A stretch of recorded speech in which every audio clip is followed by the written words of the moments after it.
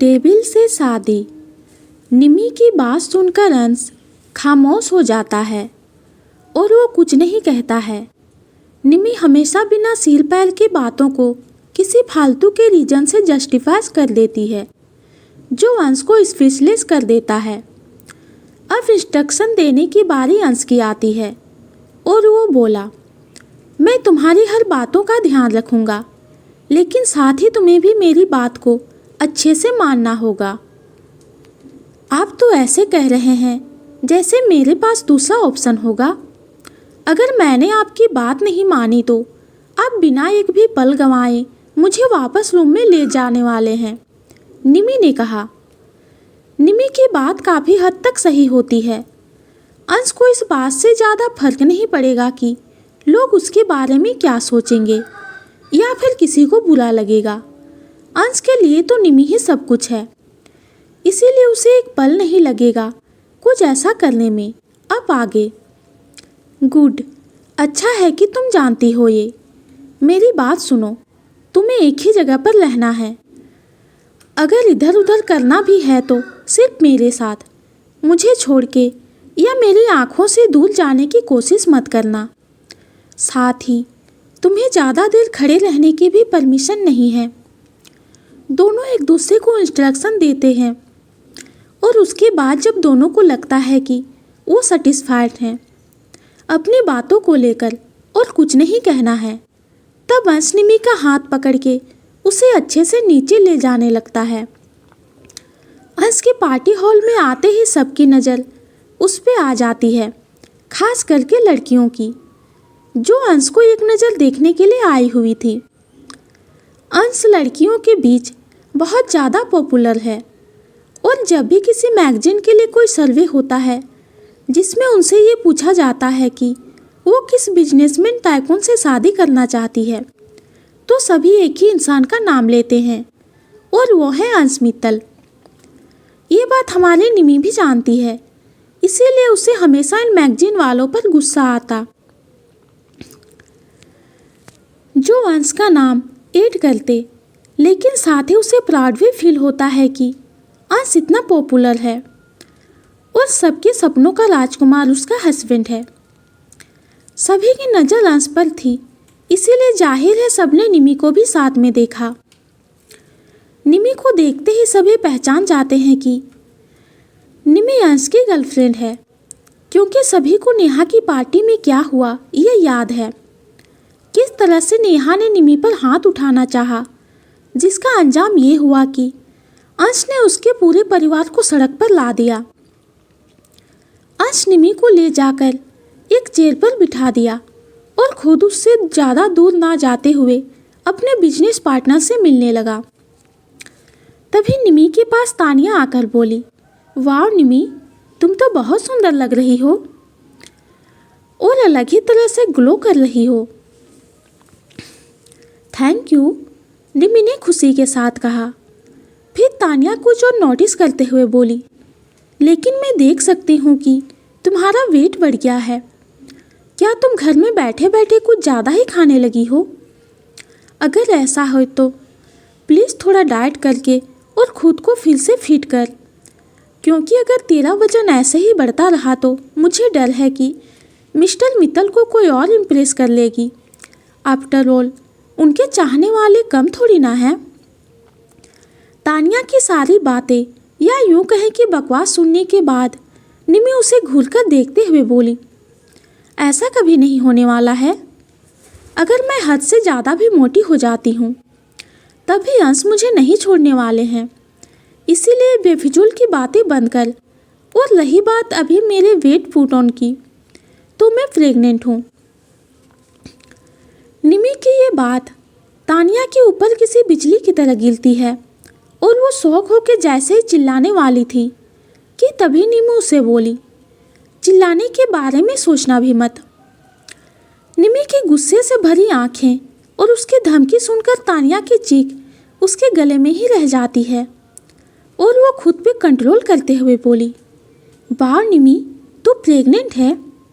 ये तो सच में खुशी की बात है, लेकिन एक मिनट, तुझे देख के लग रहा है कि तेरा 4th मंथ से ज़्यादा हो चुका है और तूने अभी तक मुझे ये बात नहीं बताई थी। मेरा 5वां मंथ चल रहा है और रही बात तुझे ना बताने की, तो मैंने सिर्फ इसलिए नहीं बताया क्योंकि मुझे ध्यान नहीं था। निमी के मुंह से ऐसी बातें सुनकर तानिया को समझ में नहीं आ रहा था कि वो कैसे रिएक्ट करे। अगर निमी उससे ये बोलती कि कोई रीजन की वजह से नहीं बता पाई तो ये डाइजेस्ट किया जा सकता था, लेकिन यहाँ तो निमी उससे साफ साफ ये बोल रही है कि उसे इस बात का ध्यान ही नहीं रहा। एक्चुअली मुझे भी अचानक ही पता चला था ये अनप्लान है, और ऊपर से मिता के ऐसे डिसीजन। मुझे कुछ भी सोचने और समझने का टाइम नहीं मिला, और जब मिला तो मेरे दिमाग से ये बात निकल गई। निमी की पूरी बात सुनने के बाद भी तानिया कुछ खास खुश नज़र नहीं आ रही थी। उसे तो यही लग रहा था कि निमी सच में उसे हर चीज़ में भूल जाती है। आखिर वो ऐसा कैसे कर सकती है? तानिया अपने मन में इतना सब सोच के भी निमी से कुछ नहीं कहती है, क्योंकि निमी को ज़्यादा स्ट्रेस देना सही नहीं है। तानिया और निमी बातें कर रहे होते हैं कि तभी अंश वापस से निमी के पास आया। तानिया ने जैसे ही अंश को देखा, वो उसे देख के मन में बोली, इनका मुकाबला तो कोई नहीं कर सकता है। तानिया ये सब अपने मन में सोच रही थी, लेकिन जैसे निमी ने उसके मन की बात सुन ली हो, वो तानिया की तरफ घूरकर देखती है और उसे वार्निंग वाला लुक देती है कि उसके अंश को ऐसे ना देखे। निमी, मैं मिता से मिल के आती हूँ, तानिया ने निमी से कहा, और वो वहाँ से भाग गई। वो निमी का गुस्सा का सामना नहीं करना चाहती थी। तानिया के जाने के बाद अंश निमी से बोला, तुम्हें भूख लगी है? नहीं, अभी नहीं। क्या मैं भी मिता के पास चली जाऊं? क्योंकि यहाँ तो आपने मुझे एक जगह पर बिठा के रखा हुआ है, निमी ने कहा।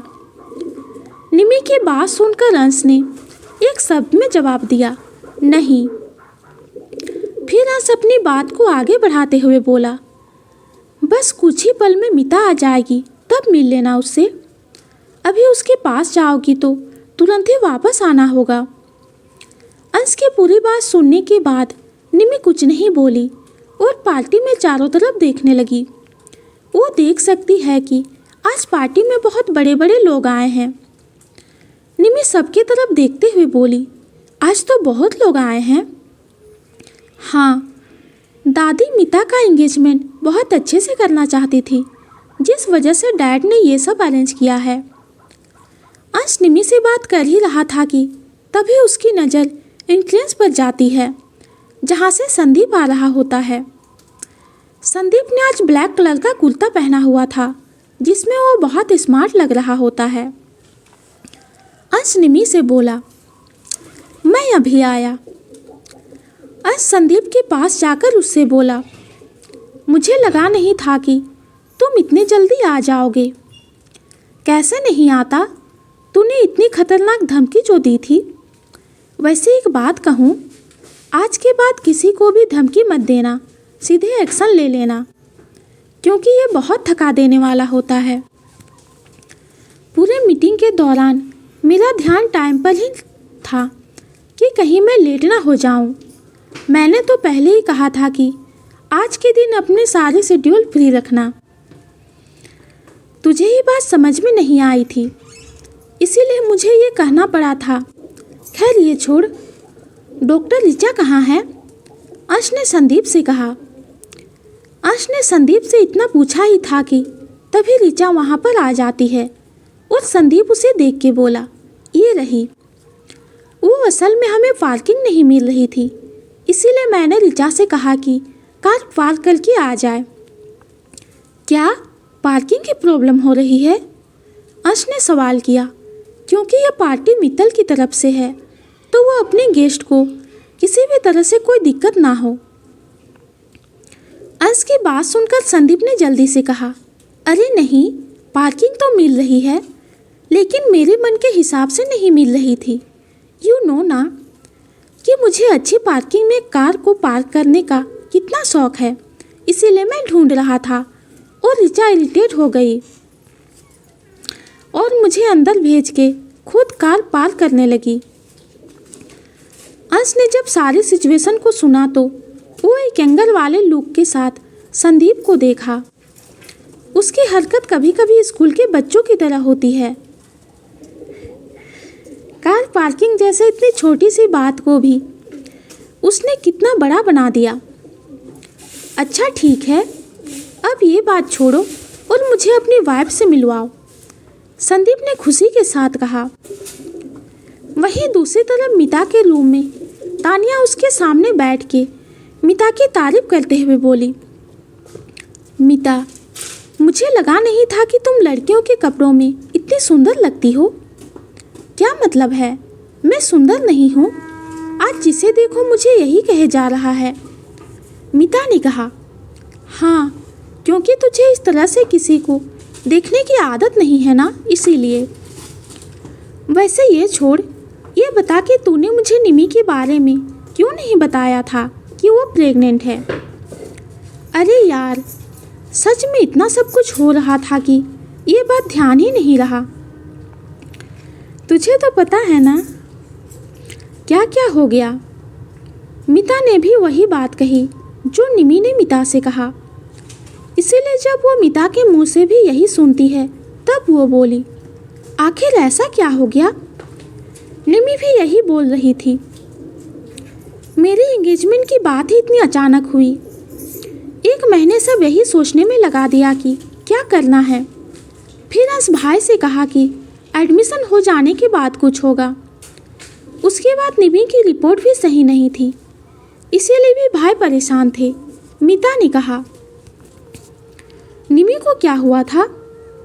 बीच में फीवर हो गया था और तुझे पता है प्रेगनेंसी में छोटा सा कोल्ड भी इतना बड़ा हो जाता है और कॉम्प्लिकेशन कर सकता है। यही निमी के साथ भी हुआ, इसीलिए थोड़े बहुत कॉम्प्लिकेशन आ गए, बट अब ठीक है, मिता ने उसे सब बताते हुए कहा। अच्छा कोई बात नहीं, लेकिन रियान आ चुका है, मैंने देखा उसे। उसने आज ऑलिव कलर का कुर्ता पहना हुआ है, तानिया ने रियान के बारे में बताते हुए कहा, जिसे सुनकर मिता को भी उसे देखने की इच्छा होती है। इसीलिए वो तानिया से बोली, तानिया जाके उसकी एक फ़ोटो ला देना प्लीज़। फ़ोटो? मिता, अभी कुछ देर में तुम भी बाहर जाने वाली हो तो लाइव देख लेना। अरे फिर भी मुझे अभी देखना है। ये माला दी ने मुझे बहुत देर से ऐसे ही बिठा के रखा हुआ है, तो जाके एक पिक ला दे।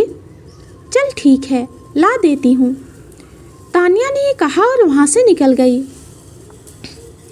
वहीं बाहर अंश संदीप और ऋचा को नीचे निमी के पास ले जाता है।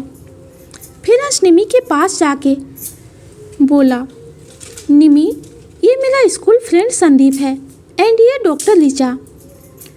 निमी जब अंश के मुँह से फ्रेंड वर्ड सुनती है तब वो संदीप की तरफ देख के उसे और ऋचा को ग्रीट करते हुए अंश से बोली, मुझे लगा नहीं था कि आपके सच में फ्रेंड हैं। निमी की बात सुनकर संदीप हंसते हुए बोला, मुझे भी यही लगा था। जब उसने ये कहा कि इसने शादी कर ली है, हाँ क्योंकि करैक्टर ही ऐसा है, निमी ने कहा। निमी की इस बात पर संदीप और भी ज़्यादा हंसने लगता है। तब अंश उसे घूर के देखता है और निमी की तरफ देख के बोला, हो क्या तुम्हारा? अंश की बात सुन के निमी शांत हो जाती है। फिर वो संदीप से बात करने लगती है। दोनों की खूब बन रही थी। ये देख के अंश बोला, मुझे पहले से ही लगा था तुम दोनों की बहुत बनने वाली है। आफ्टर ऑल दोनों का दिमाग एक ही लेवल पर जो है। अंश की बात सुनकर निमी और संदीप दोनों ही उसे घूर के देखते हैं और ऋचा को हंसी आ जाती है क्योंकि उसे भी अंश की बात सही लग रही थी। दोनों बेफजूल की बातें किए जा रहे थे और वो भी बहुत खुशी के साथ। थोड़ी देर बात करने के बाद अंश निमी को कुछ खाने के लिए देता है क्योंकि निमी ने बहुत देर से कुछ नहीं खाया था। सभी लोग बात कर रहे होते हैं। वो तभी लाइट ऑफ हो जाती है और एक स्पॉट लाइट ऑन होके मिता के ऊपर जाती है। उस लाइट के नीचे मिता बहुत ही सुंदर लग रही होती है।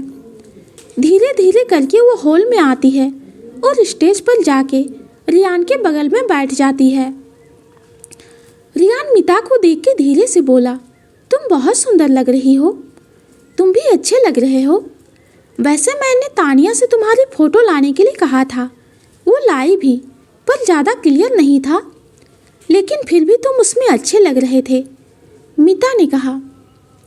मिता रियान से बात करके चारों तरफ देख के निमी को ढूंढने लगती है। तभी उसे एक साइड में निमी चेयर पर बैठी हुई अंश के साथ दिखती है। मिता का मन तो था कि वो निमी को अपने पास बुला ले, लेकिन अंश को देख के वैसा कुछ नहीं कहती। निमी, मैं हमेशा सोचता था कि इसका बच्चा भी इसकी तरह निकलेगा तो बहुत गलत हो जाएगा, बट तुमसे मिलने के बाद आई एम रिलैक्स। संदीप जो वहीं था उसने कहा, और उसके बात सुनने के बाद निमी भी हंसते हुए बोली, वो कभी नहीं होने वाला ऐसे। हाँ, अब मुझे विश्वास है इस बात पर, संदीप बोला। ऋचा जो वहाँ पर चुपचाप सबको देख रही होती है, संदीप उसकी तरफ देख के बोला, तुम क्या इधर उधर देख रही हो? बहुत से लोग हमारी तरफ देख रहे हैं और शायद बात करना चाहते हैं। ऑफ कोर्स वो हमारी तरफ देख रहे होंगे और बात करना चाह रहे होंगे। अब इतने बड़े इंडस्ट्री के प्रेसिडेंट यहाँ हैं तो बात तो करना चाहेंगे ना, संदीप ने जवाब दिया। यंग लड़कियाँ भी, ऋचा बोली।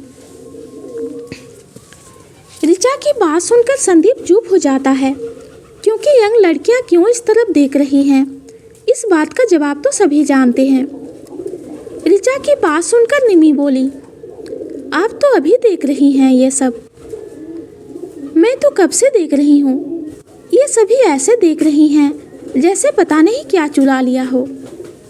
तुम्हें सच में नहीं पता क्या चुरा लिया है तो अपने बगल में अपने हस्बैंड को देख लो, संदीप ने निमी से कहा। सभी बातें कर रहे होते हैं। बाद में अंश निमी को लेकर स्टेज पर जाता है मिता से मिलवाने के लिए। वाह मिता, तू तो आज बहुत सुंदर लग रही है। आज मेरा दिन है तो मुझे तो सुंदर लगना ही है ना, मिता ने कहा। मिता की बात सुनकर निमी हंसने लगती है और फिर रियान को भी विश करती है। अंश निमी को उसके साथ फोटो क्लिक करवा के वहाँ से निमी को लेकर वापस नीचे आता है और उसे एक चेयर पर बिठा देता है। बहुत देर से बहुत सी लड़कियाँ अंश से बात करना चाह रही होती है, लेकिन उनमें हिम्मत नहीं हो रही होती है क्योंकि पिछली बार जो नेहा की पार्टी में हुआ था, ये बात अभी तक सबको याद है। किस तरह से अंश ने रातों रात उन्हें बर्बाद कर दिया था। सभी इसी डर से अंश के पास आ नहीं रहे होते हैं। साथ ही उन्हें निमी को देख के जलन भी हो रही होती है। वहीं खड़ी एक लड़की उनकी तरफ देखते हुए अपने बगल में दूसरी लड़की से बोली, ये लड़की जो मिस्टर अंश के साथ है, ये लड़की जो मिस्टर मित्तल के साथ है, दिखने में बहुत खास नहीं है और वेट भी कितना ज़्यादा है। ये मिस्टर मित्तल को डिजर्व नहीं करती है। हाँ, लेकिन तुम ये बात धीरे बोलो, क्योंकि ये वही लड़की है जिस पे नेहा ने फिर हाथ उठाने की कोशिश की थी और अगले दिन सब बर्बाद हो गया। इसीलिए मिस्टर मित्तल ने तुम्हारी बात सुनी तो मुझे डर है कहीं तुम्हारे साथ भी यही ना हो जाए, उसके साथ खड़ी दूसरी लड़की ने कहा। तो दोस्तों, आज की स्टोरी आप सबको कैसी लगी कमेंट में ज़रूर बताइए। कहानी पसंद आती है तो चैनल को लाइक और सब्सक्राइब कीजिए। कहानी सुनने के लिए आपका बहुत बहुत धन्यवाद।